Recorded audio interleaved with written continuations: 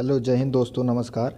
तो आज के इस वीडियो में हम आप लोगों को बताएंगे। देखिए, एसएससी जीडी का ये प्रीवियस ईयर मतलब क्वेश्चन है। देख लीजिए, ऊपर यहाँ पे लिखा भी हुआ है, 2023 का है। तो यहाँ से मैं एक काम करता हूँ, यहाँ से मैंने सोचा कि एक एक टॉपिक जिस प्रकार से मैं पढ़ रहा हूँ उस प्रकार से आप लोगों का जीके जीएस। देखिए, जीके जीएस तो जानिए पूरा महाकुंभ है, ठीक है। वहाँ से कितना भी पढ़ेंगे तो पढ़ना कम पड़ जाएगा, ठीक है। तो इसलिए हम सोचें कि एक एक टॉपिक जो बहुत ही इम्पॉर्टेंट है वो हम डेली आपको इस किताब से, देखिए आपको दिखा देते हैं, इस बुक से डेली एक टॉपिक उठाएंगे, ठीक है। वो कहीं से हम खोज के यूट्यूब से उसको निकालेंगे, उसको बाद में नोट बना के आप लोगों को डेली एक टॉपिक पढ़ाएंगे। अगर एक टॉपिक ये आप पढ़ लिए तो पक्का है एक क्वेश्चन फिक्स रहेगा, लेकिन आपको इसको पढ़ना पड़ेगा बार बार, जैसे रिवीजन करना पड़ेगा। और ज़्यादा से ज़्यादा 10 से 15 मिनट में हम पूरा क्वेश्चन पढ़ा देंगे। एक क्वेश्चन आपका फिक्स रहेगा। एक बार इसको पढ़िए आप लोग, उसके बाद हमको बताइएगा कमेंट में कैसा लग रहा है। इसी प्रकार से हम सीरीज स्टार्ट करते करते रहेंगे, क्योंकि इसी प्रकार से हम भी तैयारी कर रहे हैं। और सोचिए आप लोगों का भी मतलब वीडियो बना देते हैं, आप लोग भी पढ़ते रहेंगे। और इसका पीडीएफ मेरे भाई टेलीग्राम चैनल पे डाल देंगे, एकदम आप प्रिंट भी उसका निकलवा सकते हैं, बस 1-2 पेज का प्रिंट रहेगा, ठीक है। चलिए हम आपको दिखाते हैं कैसे हम पढ़ाएंगे। देखिए, पहले तो हम देखिए ये टॉपिक उठाए हैं। पहले कौन सा, देखिए उपकरण वाला जो होता है वैज्ञानिक यंत्र, ठीक है। वैज्ञानिक यंत्र वाला टॉपिक उठाए हैं, ठीक है। जो आपका ज़्यादा से ज़्यादा 20 से 30 क्वेश्चन रहेगा, वो आपको मतलब फटाफट हम पढ़ा देते हैं। उसको 2-3 बार आप सुन लीजिएगा। अगर पीडीएफ निकलवाना चाहे निकलवा लीजिएगा, उसका पीडीएफ भी हम दे देंगे। 1-2 बार आप पढ़ लीजिएगा, क्योंकि उसको बार बार पढ़ना पड़ेगा जो हम पढ़ाने जा रहे हैं, ठीक है। डेली एक टॉपिक इस प्रकार से हम उठाएंगे। और मतलब डेली इस प्रकार से समय नहीं लगेगा, थोड़ा बात करने लगे इससे समय लग रहा है, ठीक है। तो चलिए हम बताते हैं आपको कैसे, कौन सा टॉपिक है। चलिए हम स्टार्ट करते हैं वीडियो को।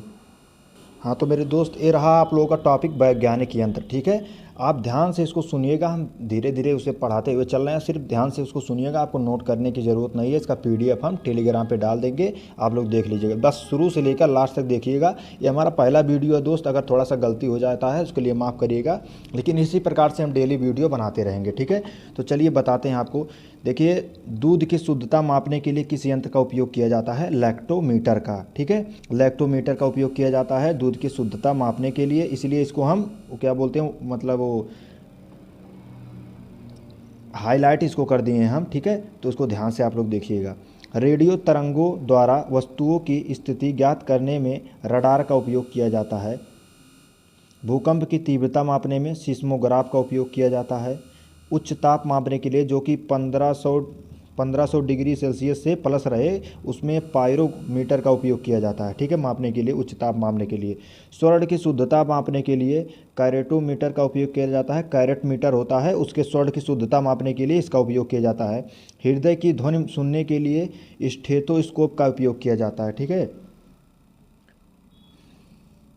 रक्तचाप मापने के लिए स्फेग्मोमैनोमीटर का उपयोग किया जाता है। समुद्र की गहराई मापने के लिए फायदोमीटर का उपयोग किया जाता है। हृदय की गति मापने के लिए कार्डियोग्राफ का उपयोग किया जाता है। उसके बाद में समुद्र के भीतर छिपी वस्तुओं का पता लगाने के लिए सोनार का उपयोग किया जाता है। देखिए यहाँ पे सोनार का उपयोग किया जाता है। शरीर के अंदर देखने, जैसे शरीर के अंगों को व वाहिकाओं को देखने के लिए एंडोस्कोपी का उपयोग किया जाता है। घूमती हुई वस्तु की गति मापने के लिए गायरोस्कोप का उपयोग किया जाता है। ध्वनि की तरंगों को विद्युत तरंगों में परिवर्तित करने के लिए माइक्रोफोन का उपयोग किया जाता है। मिट्टी के यांत्रिक गुणों को मापने के लिए वीवामीटर का उपयोग किया जाता है। ऊंचाई मापने के लिए अल्टीमीटर का उपयोग किया जाता है। देखिए, पिछली बार मतलब पेपर में आया था, इसको ध्यान से देखिएगा। ऊंचाई मापने के लिए अल्टीमीटर का उपयोग किया जाता है। तो चलिए हम दूसरे पीडीएफ पे चलते हैं। चलिए हम बताते हैं। पौधों की वृद्धि मापने के लिए, 1 मिनट इसको नीचे कर लेते। पौधों की वृद्धि मापने के लिए एक्सोनोमीटर का उपयोग किया जाता है। उसके विद्युत चुम्बकीय विकिरण की तीव्रता मापने के लिए एक्टिनोमीटर का उपयोग किया जाता है। दूर की वस्तुओं को देखने के लिए बाइनोक्यूलर का उपयोग किया जाता है। यंत्र में विद्युत धारा की दिशा बदल जाती है, किसके कारण? क्यूटोटेटर के कारण जो है। इसको मतलब जो आपको समझ में आ रहा होगा वो तो ठीक है, नहीं समझ में आ रहा एक बार वीडियो दोबारा देखिएगा, ठीक है। ये पहली बार आप लोग सुन रहे होंगे। क्यूटोटेटर जो है ये अभी तक क्वेश्चन पेपर में आया नहीं है, लेकिन आप लोग पढ़ लीजिएगा, ठीक है। हो सकता है आ जाए, लेकिन जो क्वेश्चन पेपर में आया उसको हम बता देंगे। अभी आपको 3-4 क्वेश्चन आया था, ठीक है। तो चलिए हम दिखाते हैं आपको नीचे। उसके बाद में जब पनडुब्बी पानी के अंदर होती है, देखिए यहाँ पे लिखा है जब पनडुब्बी जो है पानी के अंदर होती है तो पानी की सतह का अवलोकन किया जा सकता है पेरिस्कोप के कारण, ठीक है। आँख से ना देखने योग्य सूक्ष्म वस्तुओं को भी देखा जा सकता है, किसके कारण? सूक्ष्मदर्शी के कारण। पारदर्शक माध्यमों का अपवर्तनांक ज्ञात करने के लिए किसका उपयोग किया जाता है? रिफ्रैक्ट्रोमीटर का उपयोग किया जाता है पारदर्शक माध्यमों का अपवर्तनांक ज्ञात करने के लिए। बेलनाकार वस्तुओं का व्यास या मोटाई मापने के लिए कैलिपर्स का उपयोग किया जाता है। विद्युत शक्ति किससे मापी जाए? देखिए पिछली बार क्वेश्चन आया था 2023 में, डायनमोमीटर का उपयोग किया जाता है विद्युत शक्ति मापने के लिए, ठीक है। उसके बाद में रेडियो एक्टिव स्रोत के विकिरण की गणना गीगर मूलर काउंटर के द्वारा किया जाता है। गीगर मूलर काउंटर के द्वारा रेडियो एक्टिव स्रोत के विकिरण की गणना किया जाता है। पानी के अंदर ध्वनि तरंगों को सुनने के लिए हाइड्रोफोन का उपयोग किया जाता है। पानी के अंदर ध्वनि तरंगों को सुनने के लिए हाइड्रोफोन का उपयोग किया जाता है। देखिए अब जो नीचे आपको दिख रहा है 4-5 क्वेश्चन है पेपर में पूछा हुआ है। ऊष्मा की मात्रा मापने के लिए कैलोरीमीटर का उपयोग किया जाता है। ध्वनि की तीव्रता मापने के लिए ऑडियोमीटर का उपयोग किया जाता है। वाहन की दूरी मापने के लिए ओडोमीटर का उपयोग किया जाता है। और विद्युत धारा मापने के लिए अमीटर का उपयोग किया जाता है। वायु की गति मापने के लिए एनीमोमीटर का उपयोग किया जाता है। ये पिछली बार 2023 में पूछा था, तो आप लोग ध्यान से इसको देख लीजिएगा। उसके बाद तापमान में परिवर्तन की माप द्वारा ऊष्मीय तथा विद्युत चुम्बकीय विकिरण मापने में वोलोमीटर का उपयोग किया जाता है। तरल पदार्थों का सापेक्षिक घनत्व मापने के लिए हाइड्रोमीटर का उपयोग किया जाता है। हवा की आर्द्रता मापने के लिए हाइग्रोमीटर का उपयोग किया जाता है। इसको ध्यान से देखिएगा आप लोग। प्रकाश तीव्रता मापने में लक्स मीटर का उपयोग किया जाता है। गैसों का दाब मापने के लिए मैनोमीटर का उपयोग किया जाता है। विद्युत धारा की उपस्थिति जांचने के लिए गैल्वेनोमीटर का उपयोग किया जाता है। चलिए उसके बाद लास्ट पीडीएफ पे चलते हैं, तीसरे पीडीएफ पे। देखिए वायु की दिशा ज्ञात करने के लिए विंड वेन का उपयोग किया जाता है। विभवांतर मापने के लिए वोल्टमीटर का उपयोग किया जाता है। ये भी क्वेश्चन जो है पेपर में आया था, ये दोनों देख लीजिएगा। विभवांतर मापने के लिए वोल्टमीटर का उपयोग किया जाता है और ताप मापने के लिए थर्मामीटर का उपयोग किया जाता है। और वैद्युत मोटर होता है और उसके बाद में वाहन की घूर्णीय गति मापने के लिए टाइकोमीटर का उपयोग किया जाता है। सौर विकिरण मापने के लिए पाइरहेलियोमीटर का उपयोग किया जाता है। पाइरहेलियोमीटर का उपयोग किया जाता है सौर विकिरण मापने के लिए। ध्वनि की तीव्रता मापने के लिए फोनोमीटर का उपयोग किया जाता है। सूर्य की फोटोग्राफी करने के लिए स्पेक्ट्रोहीलियोग्राफ का उपयोग किया जाता है। झूठ का पता लगाने के लिए पॉलीग्राफ का उपयोग किया जाता है। तो ये रहा आप लोगों का, ये मेरे दोस्त बहुत ही इंपॉर्टेंट क्वेश्चन है। देखिए इसको हमने 8 मिनट में पूरा कंप्लीट कर दिया। एक बार इसका रिवीजन हम 2 मिनट में पूरा करवा देते हैं, ठीक है। फटाफट से पूरा रिवीजन करवा देते हैं। आप लोग सिर्फ ध्यान से सुनिएगा, ठीक है। इसको सिर्फ 2 से 3 बार पढ़िएगा, अपने आप याद हो जाएगा। उसका एक काम करिएगा, प्रिंट निकलवा लीजिएगा। अगर हमको थोड़ा सा बोलने में गलती हुआ हो तो माफ़ करिएगा, भाई पहला वीडियो हमारा था, ठीक है। तो चलिए हम बताते हैं आपको, फटाफट से रिवीजन करवा देते हैं। तो चलिए मेरे भाई बताते हैं, इसका रिवीजन करवा देते हैं आप लोगों को। तो थोड़ा आवाज़ में हम देखें, थोड़ा आवाज़ वीडियो में दिक्कत हो रहा था, अगली बार से ऐसा नहीं होगा, तो मैनेज कर लीजिएगा, ठीक है। तो चलिए, दूध की शुद्धता मापने में लैक्टोमीटर का उपयोग किया जाता है। रेडियो तरंगों द्वारा वस्तुओं की स्थिति ज्ञात करने में रडार का उपयोग किया जाता है। भूकंप की तीव्रता मापने में सिस्मोग्राफ का उपयोग किया जाता है।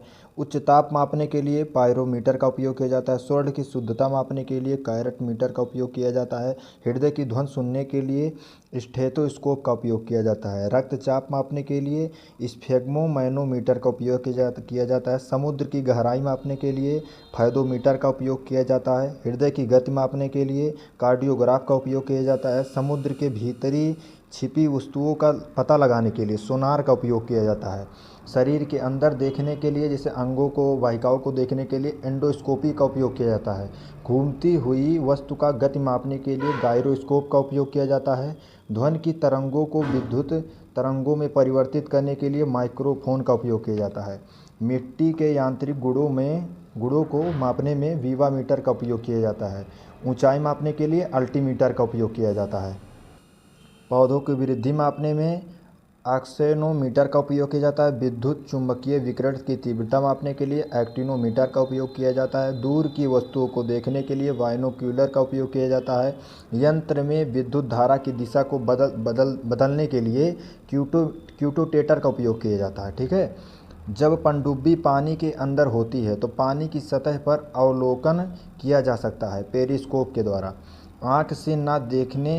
आँख से जो नहीं दिखती है, आँख से ना दिखने योग्य सूक्ष्म वस्तुओं को भी देखा जा सकता है सूक्ष्मदर्शी के द्वारा।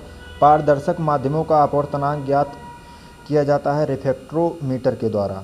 बेलनाकार वस्तु का व्यास एंड मोटाई मापने के लिए कैलीपर्स का उपयोग किया जाता है। विद्युत शक्ति मापने के लिए डायनोमीटर का उपयोग किया जाता है। रेडियो एक्टिव स्रोत के विकिरण की गणना करने के लिए गीगर मूलर काउंटर का उपयोग किया जाता है।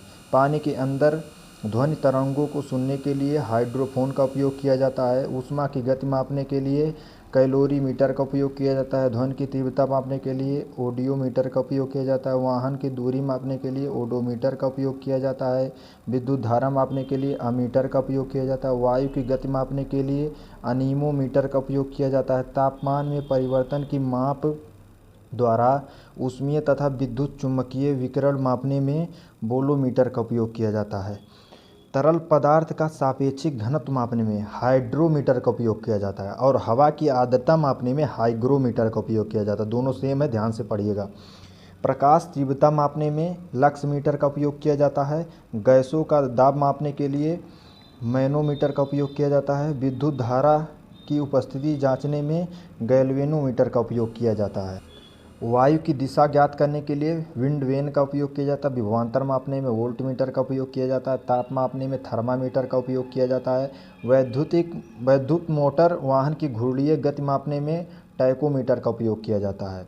सौर विकिरण मापने में पायरोहेलियोमीटर का उपयोग किया जाता है। ध्वनि की तीव्रता मापने में फोनोमीटर का, सूर्य की फोटोग्राफी करने में स्पेक्ट्रोहीलियोग्राफ का, झूठ का पता लगाने में पॉलीग्राफ का उपयोग किया जाता है।